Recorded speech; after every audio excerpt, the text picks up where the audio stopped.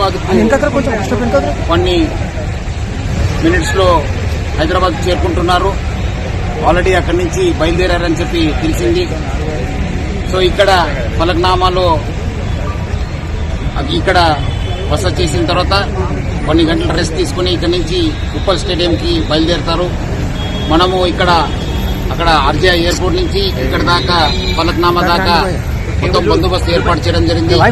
Traffic వాళ్ళు plus అదేవిధంగా law and order officers ఇక్కడ కూడా మీట్ ది కోర్ట్ అని చెప్పి ఒక కార్యక్రమం పెట్టుకున్నారు. సో అక్కడ కూడా దాదాపు 250 మందికి వాళ్ళు పర్మిషన్ ఇవ్వడం జరిగింది. ఇక్కడ వచ్చే వాళ్ళు కూడా మనము చాలా నీట్ గా వాళ్ళని చెక్ చేసి వాళ్ళ ఒక క్యూఆర్ కోడ్ ని క్లియర్ అయిన తర్వాతనే మనము లోపలికి పంపడం జరుగుతుంది. సో అదేవిధంగా ఇక్కడ రాహుల్ గాంధీ గారు కూడా వస్తున్నారు. అదేవిధంగా మన ముఖ్యమంత్రి గారు కూడా ఇక్కడ వస్తున్నారు. సో వాళ్ళందరూ కలిసి ఇక్కడి నుంచి ఉప్పల్కి బయలుదేరుతున్నారు. ఇక్కడ మనము పక్కబందీగా బందోబస్తు ఏర్పాటు చేయడం జరుగుతుంది. సో అదేవిధంగా ఉప్పల్ స్టేడియంలో కూడా అక్కడ మన సిపి రాచకొండ నేతృత్వంలో కూడా చాలా పక్కబందీగా ఏర్పాటు చేయడం జరుగుతుంది. ప్రజలు ఎవరు కూడా భయాందోళన చెందాల్సిన అవసరం లేదు. చాలా అంటే చాలా బందోబస్తు చేయడం జరిగింది. సో పోలీస్ చెప్పిన ఇన్స్ట్రక్షన్స్ ని అందరూ కూడా పాటించాలి.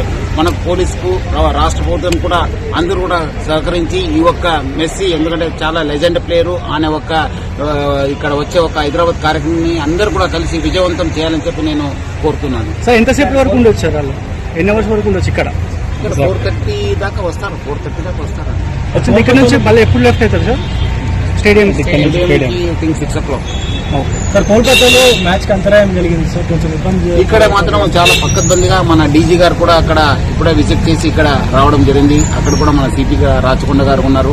అదేవిధంగా అందరు కూడా సీనియర్ ఆఫీసర్స్ అక్కడ ఉన్నారు. మన డీసీపీస్ మొత్తం 3 కమిషనరేట్ ఆఫీసర్స్ కూడా అక్కడ ఉండి ఎటువంటి అవాంఛనీయ సంఘటన జరగకుండా అక్కడ బందోబస్తు ఏర్పాటు చేయడం జరిగింది. సో ప్రజలెవరు కూడా భయాందోళన చెందాల్సిన అవసరం లేదు. ఎవరి దగ్గర టికెట్ ఉంది, ఎవరి దగ్గర పాస్ ఉంది, వాళ్ళు మాత్రమే అక్కడ వెళ్లాలని చెప్పి నేను మరీ కోరుతున్నాను.